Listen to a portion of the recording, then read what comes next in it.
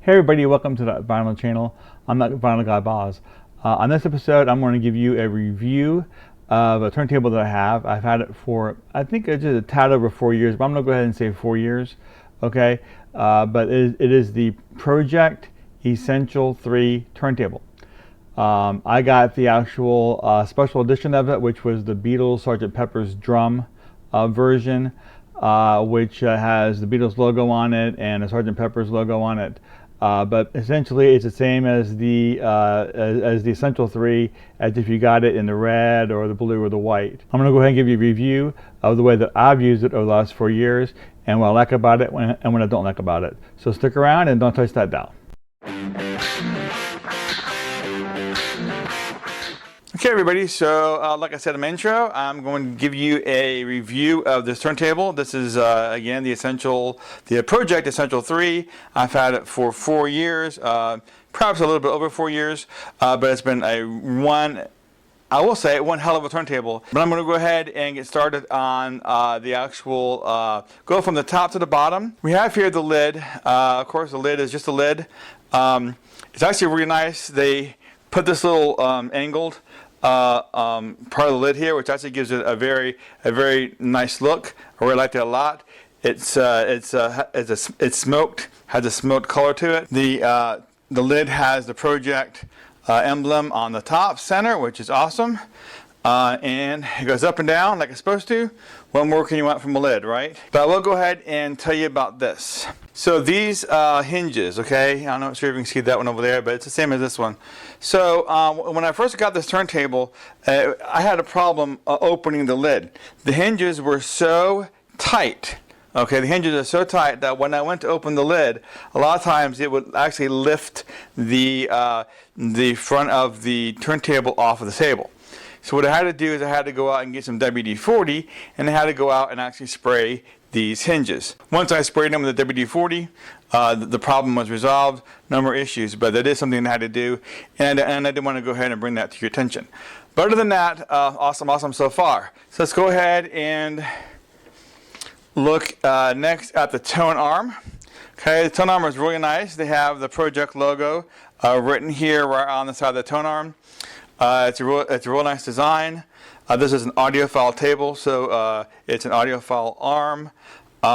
It supports the stylus up to about 2 grams. Okay, so that's due to the anti-skate weight on the back. It only supports 2 grams, so if you use a stylus that's greater than 2 grams, you're going to have anti-skating problems when you play your records. Okay, but this anti-skate actually works very good. I actually prefer this anti-skate to like one of the spring-loaded ones that you have on some of the DJ turntables. It comes up and the weight just hangs there, and it goes over this little hanger here, and then it hangs on for dear life right there on the end. Depending on the weight of the stylus, you have 3 notches there. So that's pretty much the way it works. Now I want to say something bad about the way this is. Okay, so it doesn't take much for this to actually come off. Like I said, it is hanging on for dear life, and one good accidental kick of the table or just anything really, and it falls off. And it could fall off, you know, and go between this opening here on the back, and then it ends up back there in nowhere's land. So I have to get on my hands and knees and crawl in the back, figure out how to get back there and get this weight out. Now I did move, okay, and when I moved I forgot all about this weight. What I should have done is taken this weight off and put it in like a plastic baggie.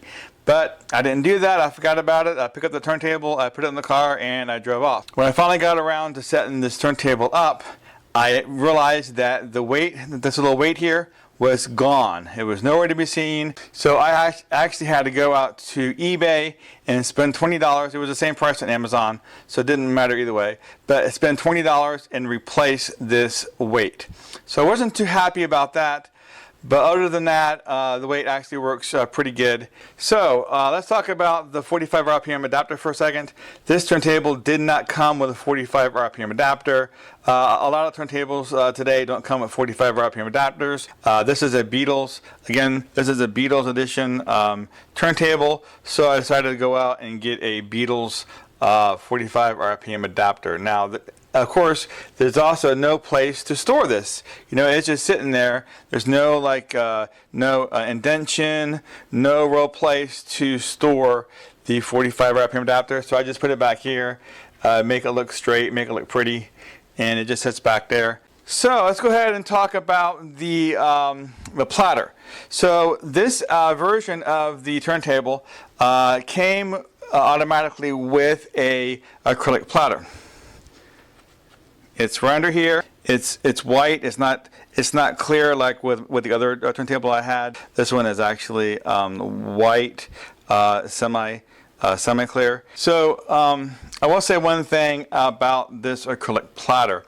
Okay, so if I'm not using the mat, if I'm only using the acrylic platter and I'm putting the record on there, this acrylic platter is super slick. Okay, what that means is if the record is not totally flat, if it's warped a little bit, dished, whatever, and the entire record is not touching the platter, it has a tendency to slip. Okay, and that causes problems. It causes the record to slow down. You can hear it, and you're wondering what's going on. You go over, and the record is actually slipping because it's not making a full contact with the platter. So I thought a good way to resolve this would be to use a mat like the mat I have here, but and this is a felt mat, but it was the same problem. The mat would actually slip and slide on the platter because it was so slick. So what we end up having to do literally is use double-sided tape, and this is actually taped down to the platter. So that's why I would have normally taken this off to show you the Sgt. Pepper's logo beneath this, but it's a real pain to get this off with the double-sided tape. So, but anyways, yeah, that was the best way to resolve this, was to take double-sided tape and tape this mat down, and it resolved all the problems. So I did want to go ahead and mention that to you. Now you can see over here, there's some little felt things right here and here.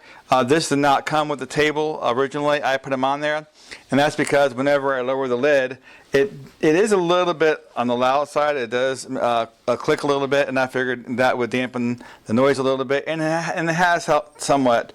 So, but I just want to point that out, that I put those on there. It did not come with the turntable. Now this turntable has the same kind of a pulley system that the U-turn Orbit had. That there is 33, and you put it over here and it's 45. Okay, and you put it back and it's back on 33 again. Pretty easy, and it goes around the outside of the platter. Okay, so every so often this does fall off. It doesn't happen a whole lot, but it does happen. It is a little bit of pain. You got to stop and you got to put it back on.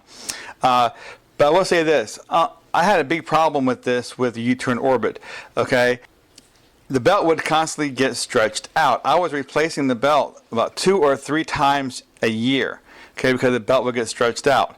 That has not been a problem with this turntable. I'm not sure exactly why it's not an issue, because it's the same design. I don't know if the belt is made differently. I do know that on the U-turn I played a bit more 45s, and the 45 uses this larger spindle here, which can stretch it out more, but I do play 45s on this one as well. So, and I have even left it on the 45 spindle overnight a few times, and I was worried that that would stretch it out, but nope, it was fine. We'll go ahead and also talk about the power switch. Okay, so the power switch is fine. It's right there on the side. You can see it. Now on the U-turn Orbit, the power switch is on top, where it's right here where this Beatles logo is, and you press left and right and you press down. Okay, this power switch you push on this side. The problem, and it's very, very minor, okay? It's a very minor issue, but I noticed that by pushing this here, eventually it turns this turntable counterclockwise, because I'm putting pressure here and it's sliding on the table, and it keeps on turning the turntable counterclockwise. And every so often I notice that it's sitting kind of on a weird angle, and I have to stop and I have to straighten it back out again. And I know it's because of this power button being on the side. Okay, so let's go ahead and talk about the cartridge. So I don't want this to be a video where I'm bashing Ortofon. Okay, that's not my intent here, but I will say that I just did not like the Ortofon OM10 cartridge. I had issues with it. I even replaced it, and I still had issues with it. So I have had good luck in the past with Audio-Technica cartridge. This is the ATVM cartridge with the ATVM SH Shibata stylus. It sounds amazing. Since I made the changeover, I've been extremely happy with it. So I did want to go ahead and point that out to you. So the motor for the pulley is under here. It works fine. It's a DC motor. Here are the cables that came with it, the RCA cables. The RCA cables are actually attached into the actual turntable. You cannot replace these cables. It would be nice to replace them, but these are actually high quality cables, so it's not a huge deal. But these cables are attached to the turntable, and you cannot replace them. So there you have it. Just a couple quirks here and there. Nothing super serious, but overall it's been an amazing turntable. But I've been very happy with it, and there you go. All right, and there you have it. That's my review of the Pro-Ject Essential III turntable. I do really enjoy the turntable. It's one of the best turntables I've ever owned, and I definitely recommend anybody buying this turntable. So I want to thank you for joining me today. Don't forget to subscribe to my channel if you haven't. Go ahead and click on that bell icon for notifications, and that way you know when I put out new videos. Again, I thank you for watching, and I'll see you all next time.